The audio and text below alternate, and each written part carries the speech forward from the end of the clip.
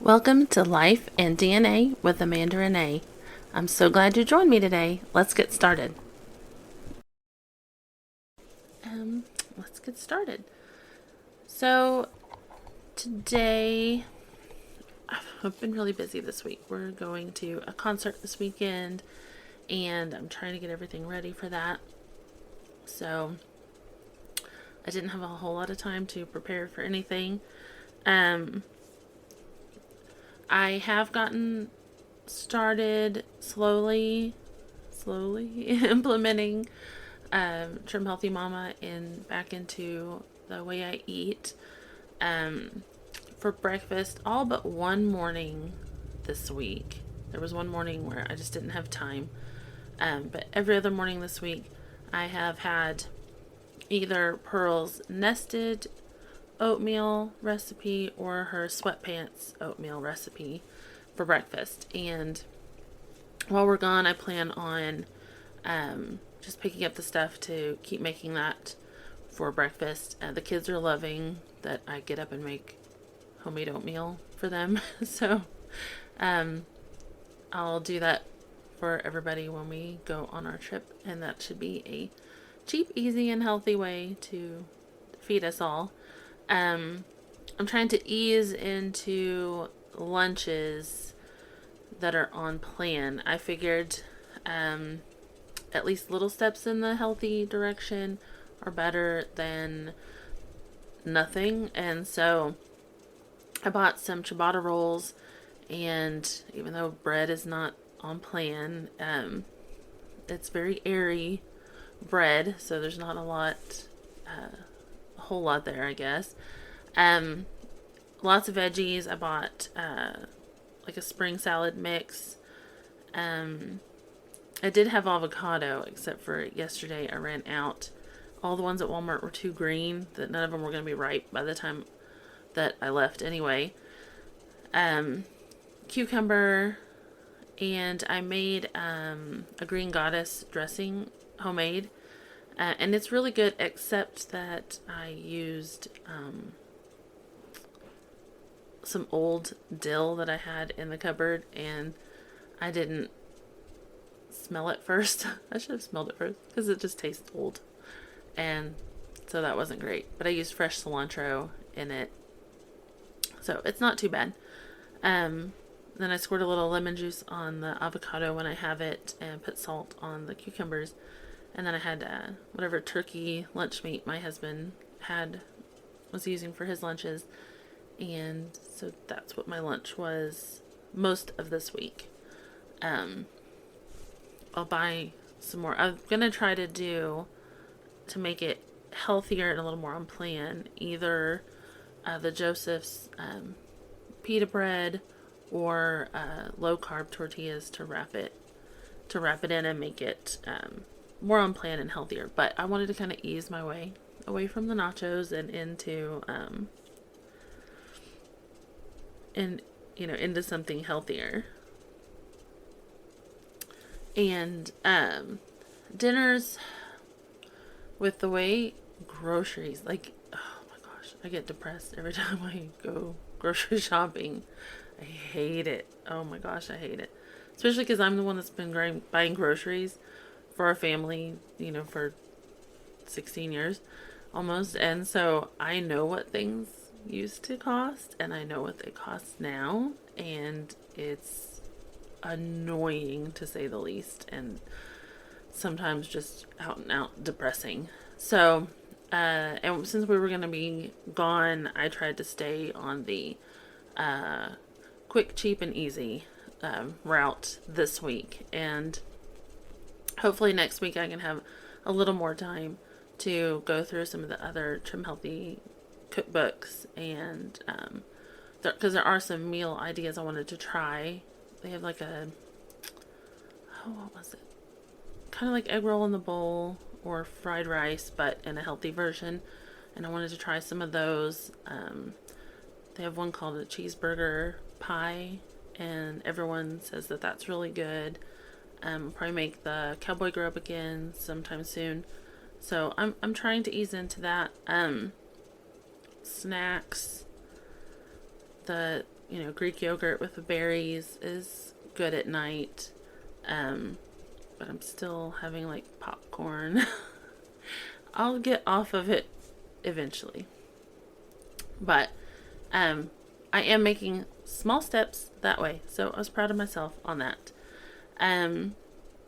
Just the other thing I was going to talk about, I watched, so if any of you have heard any of my podcasts on the family mystery that I worked on solving, I still continue to kind of tweak and work that. There's some details that I still would like to find out. So, when I have time and have the feeling that I want to work on it, I'll, pull up Ancestry and start digging, see if there's any new matches. Because a lot of times, right now, all the people that got kits from Christmas, if they sent them in right after Christmas, they will have their results by now. So I go on there and look at that. But I also watch the show Finding Your Roots for inspiration, and sometimes it just stirs up that curiosity and desire to go and study some more. And so I was watching the latest episode today at lunch, and it was a special that they did. They took, normally it's celebrities, and this time they took just regular people, 3 regular people that had mysteries to solve, and they helped them. And then they didn't go into a lot of details on how, but they had little pieces of information. And they said they had 9,000 applicants for this episode when they announced about it. And they dwindled it down to 3. And one of the ladies, the mother had abandoned her grandfather or great grandfather, I can't remember which one, and she just was curious as to know why. They always wondered, why did she abandon him? And one of their hints was a census record, and you can glean a lot of information from those. And I tend to forget. I kind of read the highlights, and I tend to forget exactly how much information is in there. But it turns out they were from, I think, Alabama. The mother of the baby that got abandoned was a white woman. The father was a black man. They believed that it was a consensual thing. There wasn't anything to suggest that it wasn't. But the man had been married, and so she was going to have to raise this baby. And it's in the South, and you're talking like, I can't remember if it was early 1900s, late 1800s. It was pretty far back there. So it was still illegal to have relationships like that, and probably frowned upon in society, I would imagine. And so then when she shows up in the next census record, she's married to a white man. She lists her children. But in this particular census, there was a box where you put how many children you had, and then, how many living. She only listed the 2 children. She did not count the baby she abandoned. And that got me thinking, because my husband's great-grandfather, the mystery that I solved was the great-grandfather was abandoned on a train as a newborn, like 5 days old. The doctors think that he was 5 days old.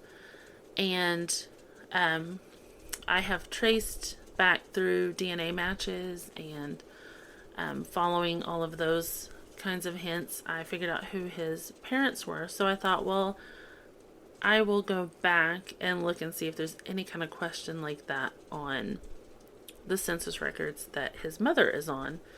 And I found something interesting, and I ran out of time. I needed to come and film, so I didn't get to dig a whole lot, but I am excited to do more digging, because I found a census record for when she was married.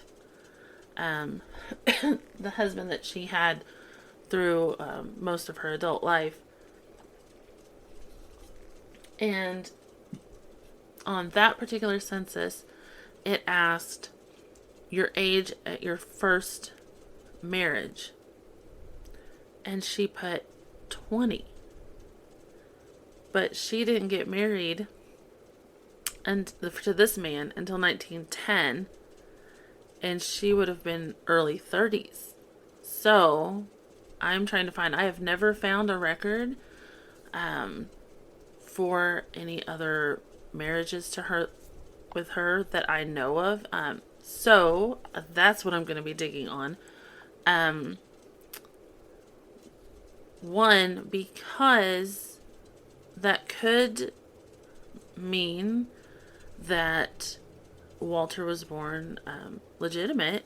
If the father that I'd found of his was married to his mom, because she would have been, when she was 20, it would have been around 1901. And she had Walter, I think 1905 or 1906. And she didn't marry this other man until 1910. So in 1901, if I can find a marriage, I'm still not 100% convinced that it would have even, the marriage she was referring to would have even been to Walter's father, because a year before Walter was born, she had been engaged to another man who ended up, he gave her some jewelry and things like that, and they had actually gone to court over the jewelry, and he had snuck off and married someone else during all of this. So she wasn't married at that time, and that was right before, or at least she didn't act married. So either she lied on her about her age on the one census, or she had a marriage that I have not found yet in 1901. So that is what I'm digging into at the moment. Also, she was listed as single in 1910 because the census was taken in May, and I think her marriage was in around October or something to the other man. So it had, she was an operator of something, some company, and it's really hard to read the writing on it. So I'm digging in to see if I can find what company she worked at in 1910, where that was. Because I know at other times in other censuses she worked for an optometrist or something like that. She worked in an optometrist's office somewhere. And I think her husband that she ended up marrying in 1910 worked there also. So it's just funny how the shows like that can give you hints and things to try and look for in your own mystery.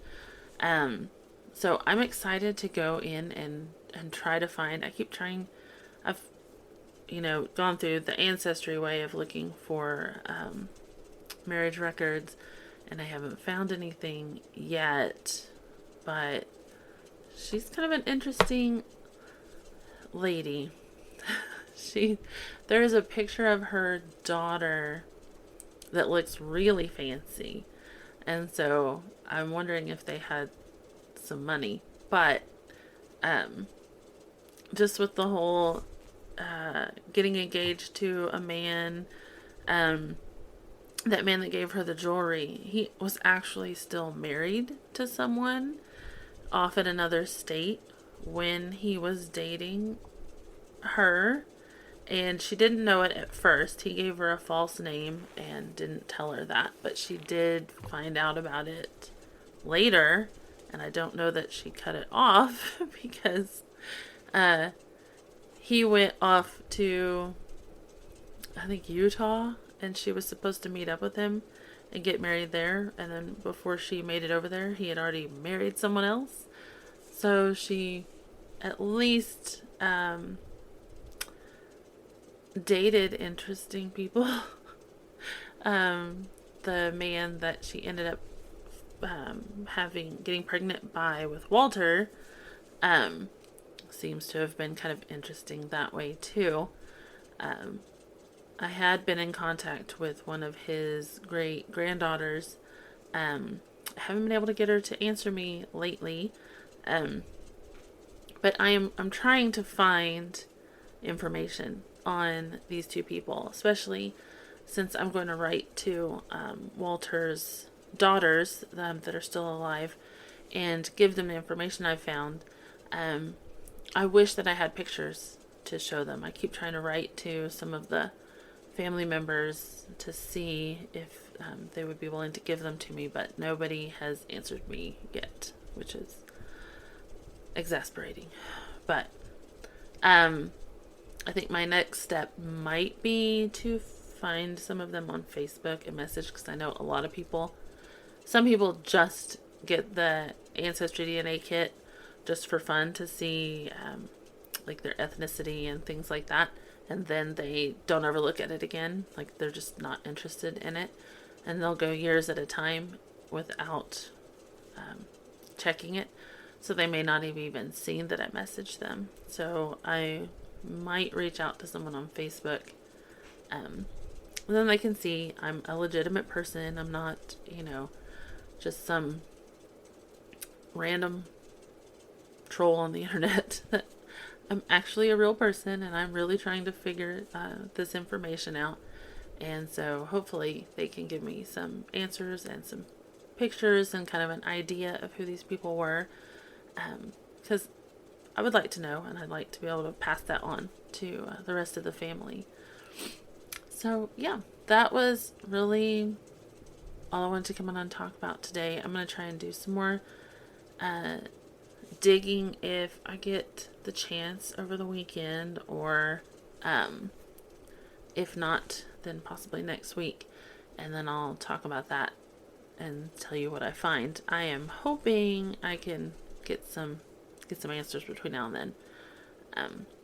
There's also a cluster of DNA matches that I can't place yet, and because the tree for Walter's real father, I can't get that to go much past his grandfather. And so I'm curious to know if there's a mystery there and that side too. And I don't know, with it being that far away, if I'll be able to completely solve that, but it would be really interesting. His census records, he always lists his father as born at sea. And then his mother was like born in Ohio or something like that. So I can only find census records for him up to a certain point, and I guess I need to try and find somebody with that surname that was born at sea and see if I can find it that way, because he just kind of springs up out of nowhere in the late 1800s.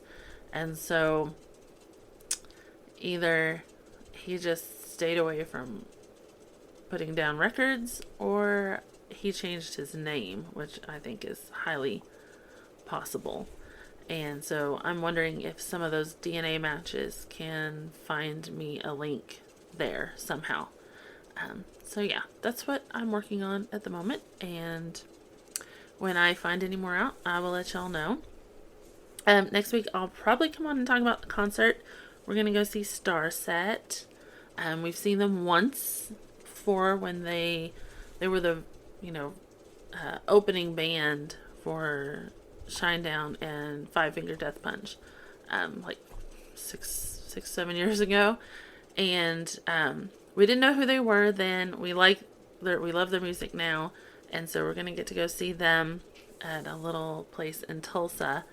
And I'm excited because it's the first concert I've gotten to go to since like 2019, and I love concerts.